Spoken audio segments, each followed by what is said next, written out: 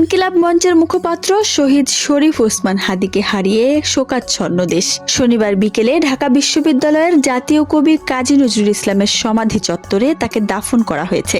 এদিকে শহীদ হাদীকে নিয়ে সামাজিক যোগাযোগ মাধ্যমে একের পর এক পোস্ট করে যাচ্ছেন অনেকেই। আর সেখানেই এক আবেগঘন পোস্ট দিয়েছেন ছোট পর্দার অভিনেতা ইরফান সাজ্জাদ। হাদীর দাফন সম্পন্ন হওয়ার পর ফেসবুকে ইরফান লেখেন, আপনি জিতে গেছেন হাদী।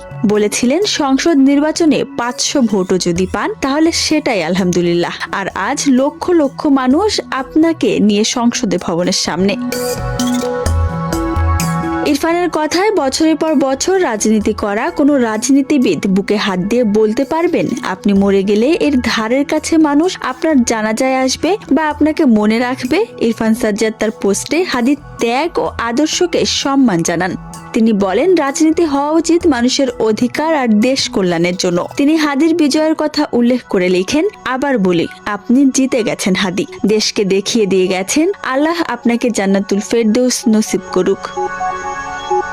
ওসমান হাদী জুলাই গণ অভ্যুত্থানের অন্যতম সংগঠক ছিলেন। তিনি ইনসাফ ভিত্তিক রাষ্ট্র গঠনের লক্ষ্যে শুরু করেন রাজনৈতিক ও সাংস্কৃতিক আন্দোলন ইনকিলাব মঞ্চ, প্রতিষ্ঠা করেন ইনকিলাব কালচারাল সেন্টার। তিনি ঢাকা ৮ আসনে স্বতন্ত্র প্রার্থী হিসেবে নির্বাচন করার ঘোষণাও দিয়েছিলেন।